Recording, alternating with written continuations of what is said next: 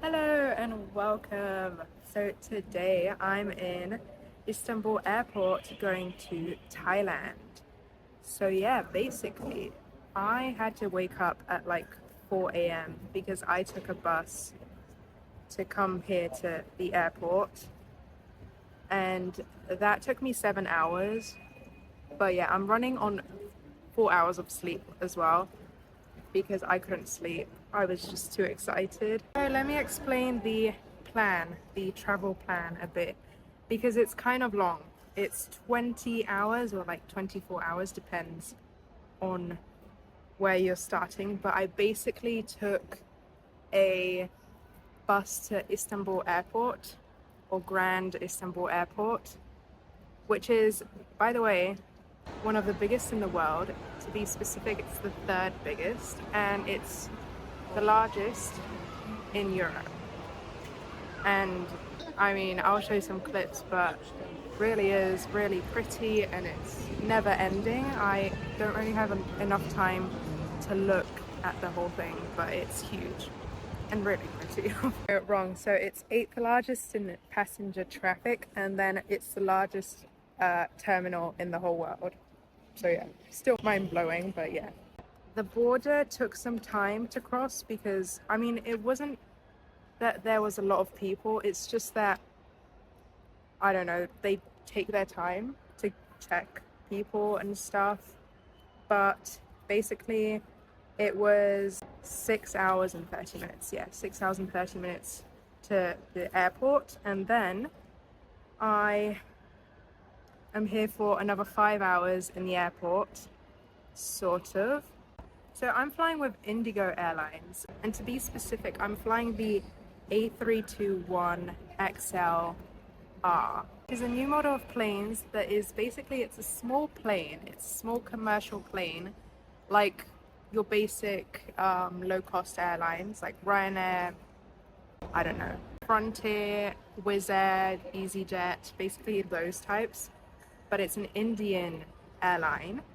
And the thing is, the small commercial plane is a new one. This plane that I'm going to be on is like a month old, and it's basically designed for long distances, but it's still like a low cost. It's going to be interesting to see because there's one in-flight meal, and supposedly there's no entertainment. So what I mean is there's no TV screens. I think you just have to scan a QR code to look at the stuff. And another thing is, if my flight was the other way around, so like Delhi or Thailand to Istanbul, it would have been the longest hour of flights for this model of plane, I think. So the flight from Istanbul to Delhi is 8 hours and 40 minutes, and then I have a layover there of 1 hour and 45 minutes, but it's not a self-transfer, so I don't need to, you know, get out of the airport, go in again. That would have been too much. And then I have a flight from Delhi to Bangkok of 4 hours and 30 minutes. I'm going to be staying 2 days in Bangkok, and then I'm going to go to Koh Samui with a flight from Bangkok to Surat, Thani, which is 1 hour and 15 minutes. And then I'm gonna have to go to Koh Samui by bus and ferry, which will take me 3 hours and 30 minutes. Yeah, I've never been to Koh Samui, and I've been to a couple of places in Thailand, but yeah, this will be new territory for me. And also, I've never been to Istanbul Airport, which is, again, one of the largest in the world, which is really cool. And there's constantly planes taking off. It's packed.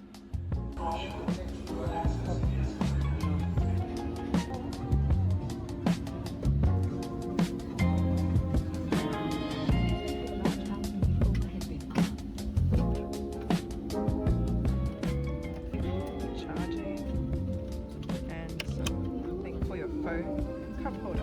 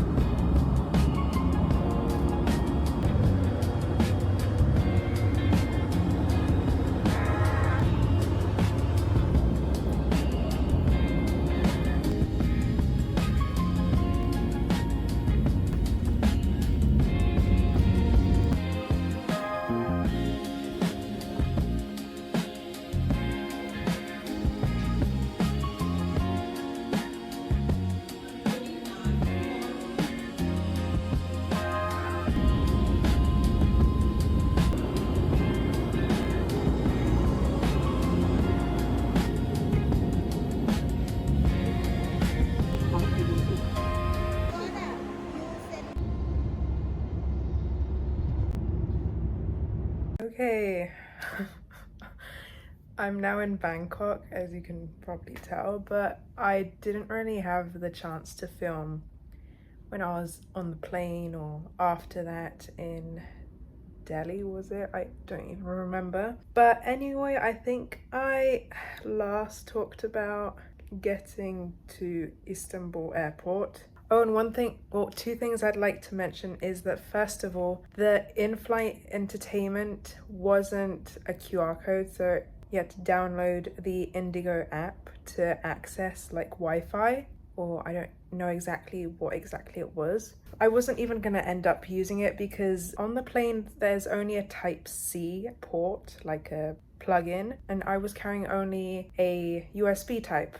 And I do have a Type-C, but it was in my check-in luggage, so I couldn't really, use it. But, those two things were entirely, like, my fault or whatever. But yeah, I didn't really have a lot of battery to, like, watch stuff on my phone either way. It was a long flight, but for the money, I paid 230 euros for both flights for, Istanbul to Delhi and then Delhi to Bangkok. Yeah, and I'd say that money is well worth what you get because wait, let me tell you first. So I had one meal. You could drink like juices, coconut with lychee. You could drink water as much as you like you could just ask and they'd give it to you. You don't have to pay for any beverages, well, except alcohol. And also I ended up trying like what was it called? A spiced buttermilk, I think, which really reminded me of, if like the milk sauce they put in like curries with their curries. It reminded me of that, and also like ayran, if you know what that is. It's like a yogurt salty drink, but the difference was that it had spices in it, which was actually, the more I drank it, the more I ended up liking it. It was really nice, and I got to try that because the staff, the crew was really nice, and I just asked, oh, what is that, because I saw people like ordering that, and she explained that a lot of Indian people like to drink that in the summer and that it's a typical drink. So yeah, I tried something new, and yeah, you could, so first of all, drink as much as you'd like. I had one meal, which I expected. Then I had a dessert, which was chocolate ice cream, which had like stevia, no sugar. And then they even gave me like a snack or like breakfast. I don't know exactly what it was, but it was a salty type of pancake, but like not a typical pancake. I don't know, maybe something like typical for India. But yeah, the food was pretty solid, I'd say. Not the best airplane food, but also not the worst in any case for me. So yeah, we landed in Delhi. I said I had a 2-hour layover, or no, something, maybe a little bit less. But we ended up landing a little bit earlier than, the planned. I thought we had a little bit more time. But when I exited the plane, there was like a crew member or like staff that was like calling Bangkok, Bangkok. And yeah, so we had to like rush a little bit. And I thought, we were boarding already, but when I arrived at the gate, we were just like waiting. So, oh, and I also charged my phone a little bit there because there was like sockets for charging and stuff. But yeah, the second flight was your basic low-cost airline, and the seats were definitely not as comfortable as the first flight, I'd say. Second flight was just 4 hours, which was fine. And we had no food, but again, you could order as much drinks as you'd like. I'd say Indigo, for like the money that you pay, did do quite a great job. I mean, come on, 8 hours was like the first flight, and then 4, and you just pay €230 for that. That's really good. The total time for like just this part to Bangkok was 28 hours. So yeah, quite a lot. When I got to Bangkok, me and my family, we had like a transfer which we had paid for, like to the hotel. So we just had to like wait 10 minutes after going out of the terminal, which by the way, there was a lot of people. And it's not like it's a perfect season to come to Thailand, because now it's like the monsoon, which is a rainy season, and it was still packed. I was surprised. I know that Bangkok is like one of the most, or if not the most, like visited places by tourists in like the whole world, but still for like a low season sort of time, there was a lot of people. And yeah, I think that's it. Now, I've showered, rested a bit. I'm not really gonna do much here because I'm only here for 2 days, and then going to Koh Samui, which, is the next part of this video. So yeah, so I'll see you in 2 days again.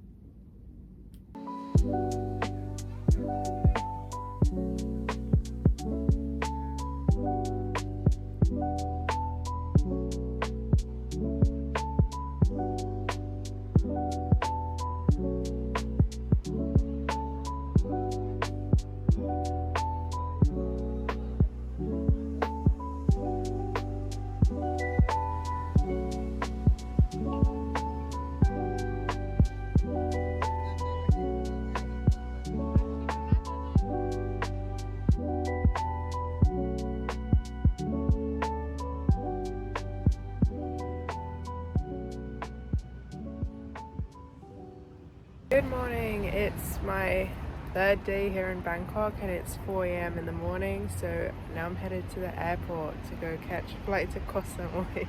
So yeah, see you at the airport. A reoccurring theme to be waking up at 4 a.m. every day for this trip, but yeah. So today I will be taking all possible modes of transportation. So I took a taxi to the airport here, which is I think Don Mueang Airport. It's another airport from the one before.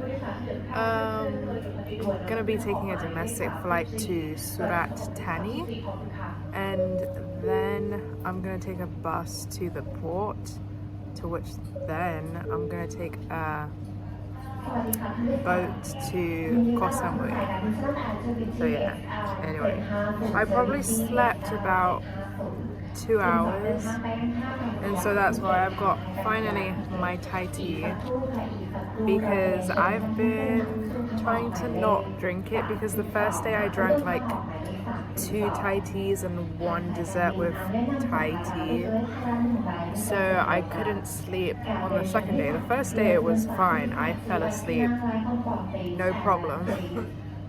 But today and yesterday I had like trouble sleeping. I thought I was okay with the time difference the first day, but probably not. So hopefully today I can tire myself out with the flight and also the 2 hours of sleep, and then hopefully get used to the time difference. So my flight is at 6:40, so I'm currently just waiting.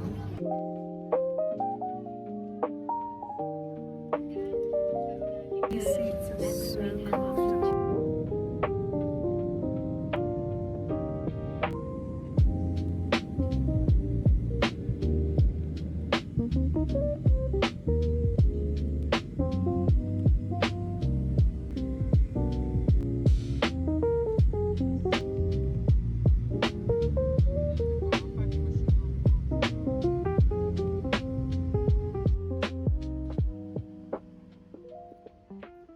So we just arrived at Surat, Thani, and we're just on the other side of the airport. There's like this bus terminal with car rentals as well. And we're just waiting for the bus to arrive because we booked it at 11 a.m. and it's currently 9 a.m. We tried getting an earlier one, which was at 9 a.m., but it was completely full. Oh, and also the airport is quite nice. It's small, but it's quite nice.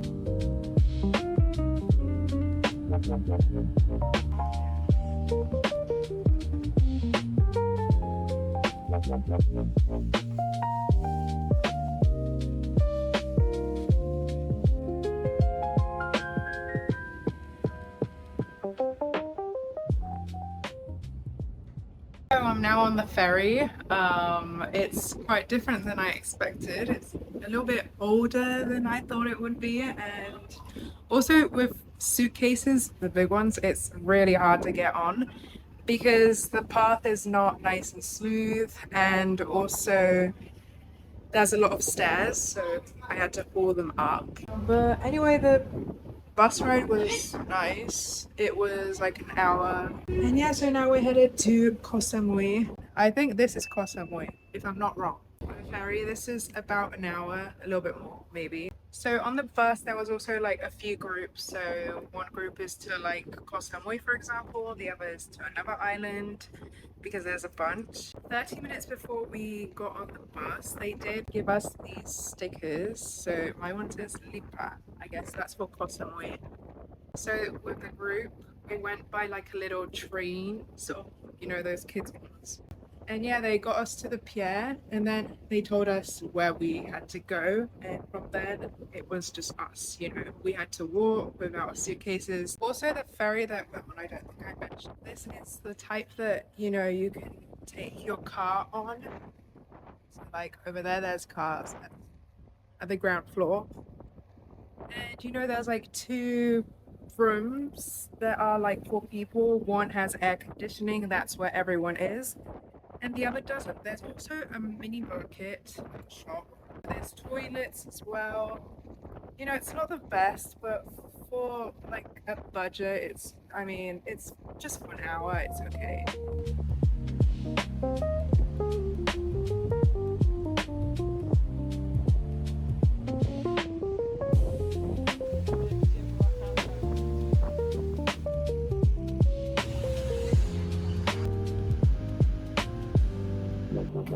Okay, so I'm back from the ferry.